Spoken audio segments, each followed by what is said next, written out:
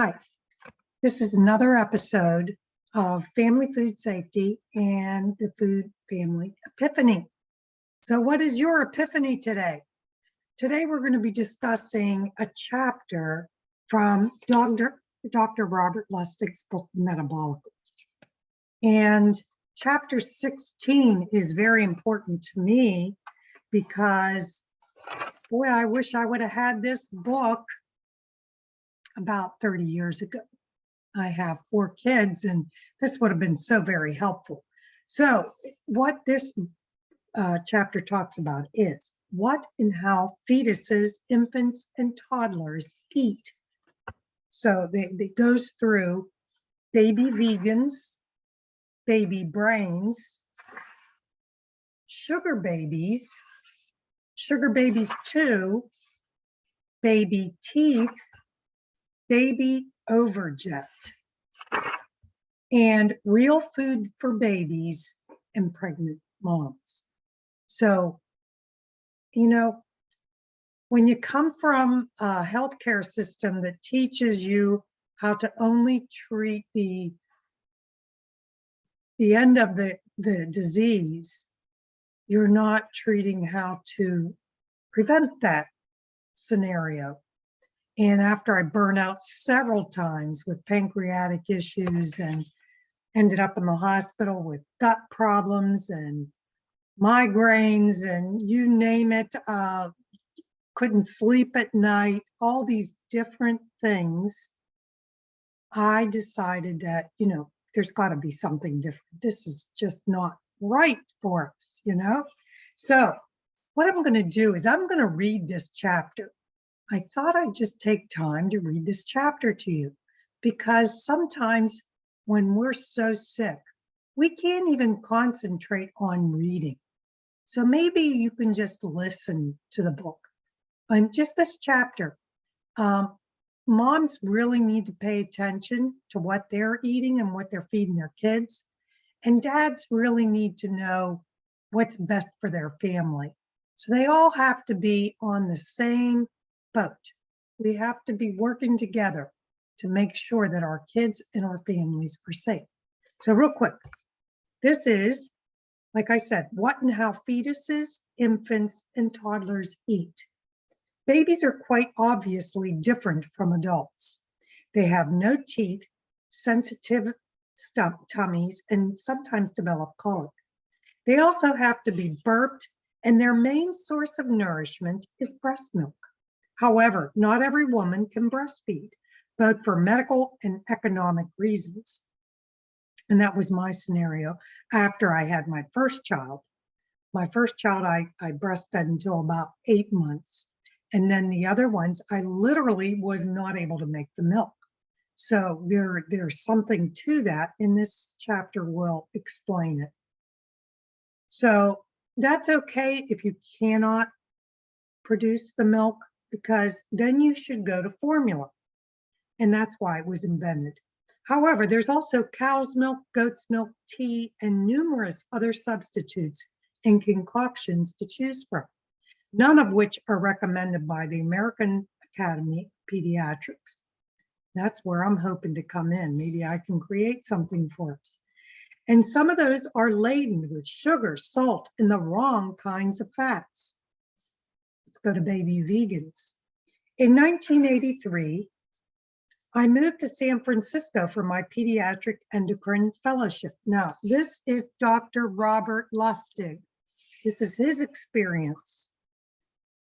I had no idea what awaited for me in the pediatric ICU.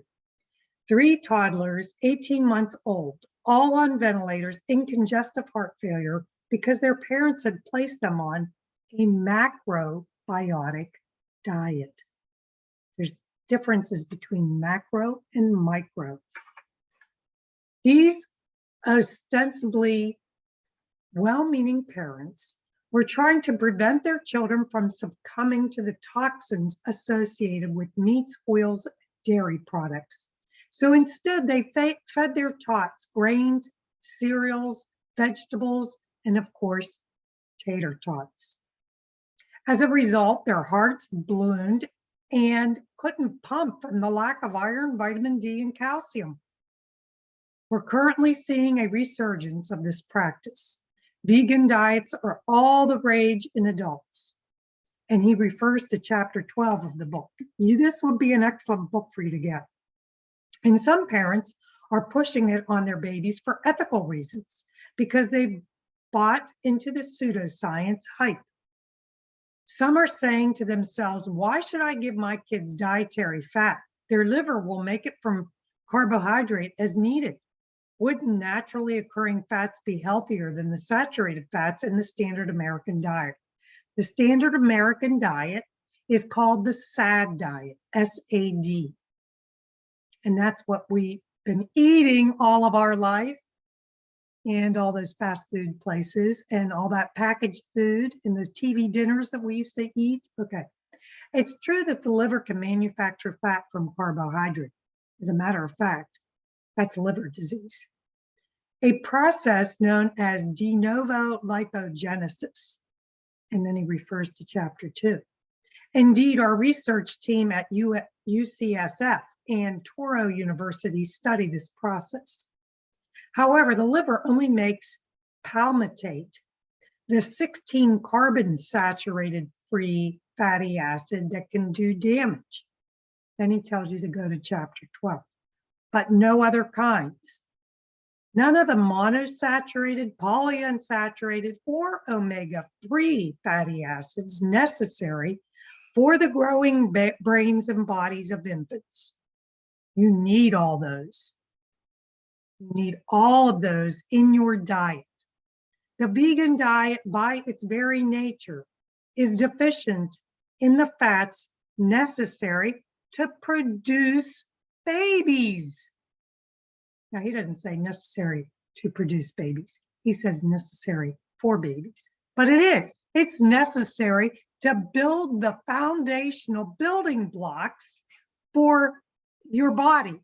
You need all of it. In fact, parents from Florida to Belgium have been brought up on the charges of neglect due to feeding their babies a standard vegan diet. The Royal Academy of Medicine of Belgium just published a legal opinion that argued it's unethical to subject children to a vegan diet because it doesn't include the animal proteins containing vital essential amino acids necessary to promote growth and prevent health problems. The worst part is that some pediatricians will defer to parents' references on infant feeding so as to not rock the boat. They should know better. This boat needs rocking. Now we're going to go to baby brains. Babies also have different metabolic needs than adults because they're growing. They're just forming. You're in a different stage of growth, and your life is with, healing throughout your life, but they're just forming. For one, they have a rapidly growing brain. A newborn has a brain 33% the size of an adult. Yet it increases by almost 1% per day. By 3 months of age, it has increased 64% from birth and is now 55% the size of an adult brain.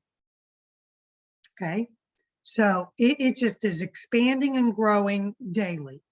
Since the brain is composed of 60% fat, there's a lot that has to be laid down in a very short period of time, which means there has to be a lot of fat in the diet, but not just any fat. We're talking omega-3s. What are omega-3s? They're in chapter 19, and I'll go over those. But mostly what they are is coconut. You need some coconut in there. You need your salmon. You need, there's all different types of chains of fats. You need these specific omega-3s. And then eventually you might need a combination of these different fats. But right now, these omega-3s are essential fatty acids. Fetuses must get them from their mothers, and babies must eat a lot of them very quickly. They come in 2 flavors. Okay, now, EPA and DHA. And I cannot even pronounce those words. So icosapentaenoic acid, you would have trouble with this. And docosahexaenoic acid. Forgive me for these. Because of their 3 double bonds, omega-3s are more flexible, meaning they bend in different directions. For this reason, they're incorporated into cell membranes, especially neuronal membranes, where they increase fluidity, meaning they allow for easy cell deformation without rupture. And that's what you want. You want strong cell walls. You want them to be strong.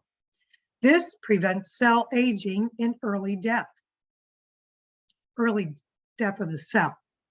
Omega-3s also reduce inflammation at the nerve terminal, so it doesn't get aggravated, overwhelmed, or cause pain.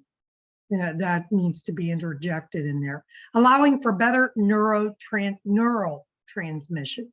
Furthermore, omega-3s can be turned into endocannabinoids, ECs, the brain's version of marijuana. Okay, so you can make your own stuff there if you feed the brain the right food. And that heightened stress is predetermined even before they are born. So we want to increase the brain's version of marijuana, which helps heighten mood by alleviating anxiety. What's our biggest problem in all of our surrounding communities, in our children at school, the learning disabilities, everything. There's a lot of anxiety in our world because we're not eating the right fats. Okay, so, and that heightened stress is predetermined even before they're born. Lack of omega-3s during pregnancy in rats messes with insulin signaling and brain growth factor levels in the offspring, okay? Leading to increased anxiety. Okay, there's my little pillow. It's a good day to be happy. So we're gonna go real quickly. Conversely, omega-3s help repair the damage to neuronal membranes caused by toxins such as fructose. We're talking fructose, a part of the sugar process here. Omega-3s are so important to neonatal development that formula companies started supplementing with them back in 2003. So at least these formulas do comply with adding the omega-3s, but I think that there's a lot more that's missing in these diets for the infants. So where do all these omega-3s come from? Here we go.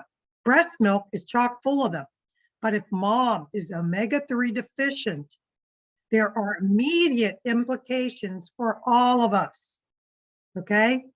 Mom has to have the omega-3s. First of all, what do we tell pregnant women not to eat? They tell them don't eat seafood out of concern for mercury poisoning. You have to look for the right types of seafood, naturally acquired seafood. Okay, however, in the UK, it's been proven that maternal seafood consumption predicts improved neurodevelopmental outcomes in children. So we are making more trouble than we're solving by advising against it. Now, I have in some of my other videos, Lily Nichols, who was interviewed by Dr. Ken Berry, and she goes over all of this information because there's so much misinformation out there. All the packaged food that we've been living off of has been just raping us, raping our bodies. Moms, wake up. Okay. Now, in the absence of real food, obstetricians can skirt the issue by giving the pregnant mom omega-3 supplements, fixing the deficiencies, right? This provides a double bonus. The mom's risk for depression is reduced and the kids' neurodevelopmental outcomes are improved. All right. Maybe. Okay, let's try this. Sugar babies 1. Omega-3s aren't all that babies' brains need. Mothers, cows, and other mammalian milks contain a special sugar called lactose, another sugar, which is composed of 2 molecules, glucose and galactose, bound together. You hear a lot about lactose because many people lack the enzyme that breaks the bond between the 2 molecules, a condition called lactose intolerance. Affected individuals experience diarrhea, pain, and gas in response to milk or dairy consumption. Keep that on the back burner, please, because that is going to be addressed further down. However, you don't hear much about galactose. When an adult consumes galactose, it goes straight to the liver and converted immediately to glucose. Many adults don't drink milk, or do they? And adults have no need for galactose. So why does it exist? Why is it important, and why is it exclusively in mammalian mammals? Okay. Milk is food for babies, and really babies only. And babies, even more than children or adults, need to grow 2 parts of the body, the brain and the immune system. Get that into your head. The brain and the immune system, which is your armor, okay? Galactose is an essential component for certain fats in the brain called cerebrosides and ceramides. Now, there's a lot of words in this book that a lot of people aren't going to understand, but we're going to just keep going forward, and if I can break those down, I will. Furthermore, the mammary gland, okay, breasts, we're talking breasts, is the only part of the human body that can make galactose in order to properly feed the infant. But then, is lactose-free formula a good idea?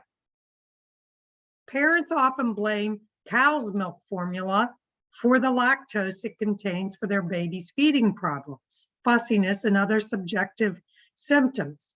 Currently, soy-based lactose-free formula is now 25% of all US formula sales. Is that good for all babies? A recent study showed breastfed infants scored slightly higher on the mental development index than formula-fed infants at 6 and 12 months of age. They also showed higher psychomotor development index scores than soy-based lactose-free formula-fed infants. I had 4 children. I was able to nurse my first child. I had 2 children that were Irish twins, and those 2 children, I had to stop nursing my number 2, my second, which was my daughter, because I was pregnant with number 3 in 11 months. So it wasn't just nursing. There were a lot of changes that were going on during that time. There was a lot of stress in my life. And then I had another child who was about 18 months after my third child.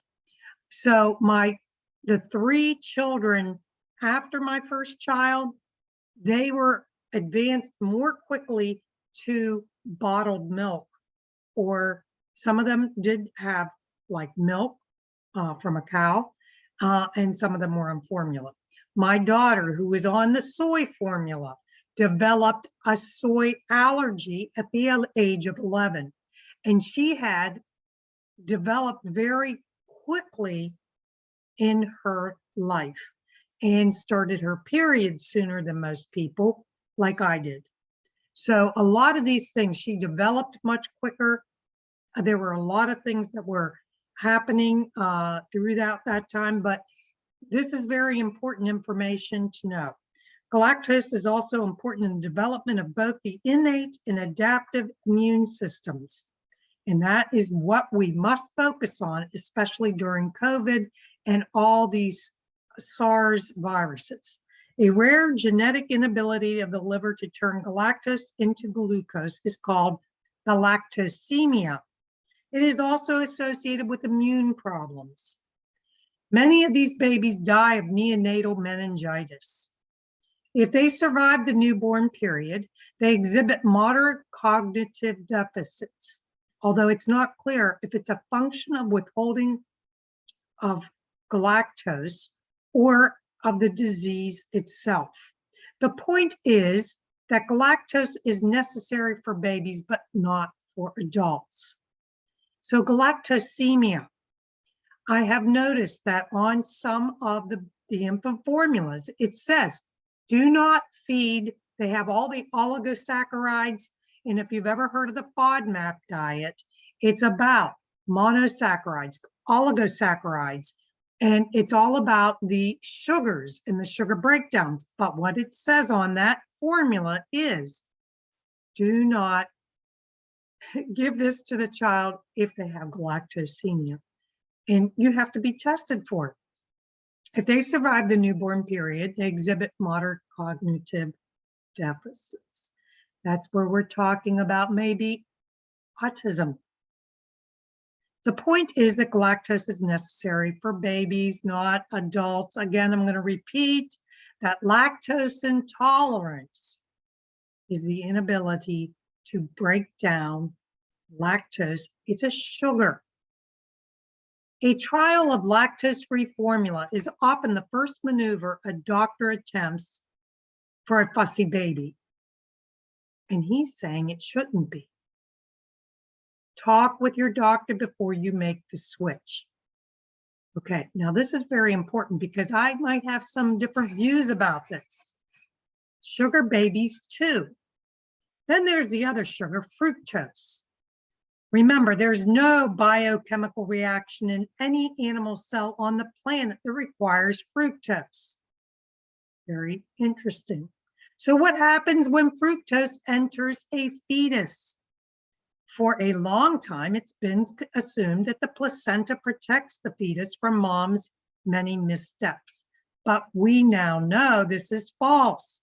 Otherwise, we wouldn't have crack or opiate addicted newborns, which I took care of in the NICU. Turns out that fructose has effects on fetuses as well. If a pregnant mom drinks a Coke, the fructose crosses the placenta and the fetus gets a huge bolus or a large amount, which has been shown to stimulate the liver to make even more free palmitate. In addition, the taste receptors on the tongue develop at 30 weeks gestation. Interesting. I want to just take this step back. We're going to put this on the back burner. 30 weeks, he's saying. Does everybody graduate to this level at 30 weeks? The other thing is, at 28 weeks, we're giving everybody the sugar glucola for your testing to see if you're diabetic. So they're bolusing you with sugar at 28 weeks. You haven't even developed your receptors on the tongue, taste receptors on the tongue, but your body's responding because it's in the bloodstream. Now we got to remember, everybody is developing at a different rate. We are not all developing at the same rate because of the food that we're getting. Okay, so yes, you can be addicted to soda at birth. You can be addicted to soda, and then they're going to give you that glucola, which I want to ban because we don't need any additional triggers in our body, and then just figure out what we need to address with everybody. Get HbA1c right when you find out you're pregnant. Get it done. Project Viva, examine the associations between pregnancy, cognition, and childhood sugar consumption in the form of sugar-sweetened beverages, other beverages, diet sodas, juice, and fruit. Among 1,234 mother-child pairs enrolled, a mean maternal sucrose consumption of 50 grams per day, consistent with the upper limit of current USDA guidelines, negatively impacted mid-childhood cognitive testing. Also of note, prenatal diet soda consumption was shown to negatively impact mid-childhood verbal scores as well. And here's my 2 cents on that. If you're drinking a diet soda, you're usually avoiding the nutritional foods that you need to eat, like I did. I was addicted to diet soda, and I was getting migraines because I wasn't eating the right foods. I would drink a diet soda and eat a bag of corn chips or something, or eat corn puffs. And then I'd go eat salad for dinner. I'd eat 1 good meal a day, and then I'd have snacks and junk the rest of the day. I lived off of making like dream pies for breakfast. So, you go from these extremes, your body is responding, a lot of hormonal shifts and changes all over the place. The electrolytes are going back and forth all over the place. And you are transmitting this cycle to your infant, okay? Because you're at a level when you get pregnant, and then if you're, depending on your eating patterns during pregnancy, it's going to change what's going on with baby. Baby is going to get addicted to your eating patterns, okay? Automatically, they become addicted to mom's eating patterns. Furthermore, cutting the umbilical cord only compounds the problem. Doctors used to think that fructose didn't cross the mother into the breast milk. But we now know that the only thing standing between mom's 20-ounce Coke and the baby is mom's intestine and the liver and the kidneys. The amount of fructose that makes it into the breast milk correlates directly with the degree of weight and fat mass increase in 6-month-old infants. 83% of American infants start out breastfeeding, but that percentage is cut to 60% by 3 months, a function of race, education, poverty, and culture. A whole lot of infants are consuming some type of formula, either solely as a supplement to breast milk. In fact, the formula industry is a behemoth and expected to gross $103 billion by 2026. The industry would like us to think that formula is as good for babies as breast milk. But does the truth live up to the hype? A review of lactose-free infant formulas documents a dietary composition of half corn syrup solids, half sucrose, for a total of 10.3% of calories coming from sugar. While we don't know yet if this is enough to lead to metabolic disturbances in infants, it certainly is in older children. In fact, based on EU guidelines, several US FDA-approved lactose-free formulas are illegal in Europe. Okay, now they're going back to Europe. That's all we have to do is focus about what's going on here in the US. Because as soon as Starbucks came in 1971, that's exactly when my sister was born. I want to tell you, things were drastic. That girl was eating corn chips and that freaking canned cheese that they were, nacho cheese that was in every high school and grade school during your tryouts and for athletics or whatever. You were eating junk. That affects your body and your hormones. My sister died at the age of 49. She went into metabolic syndrome. She was not diagnosed as metabolic syndrome.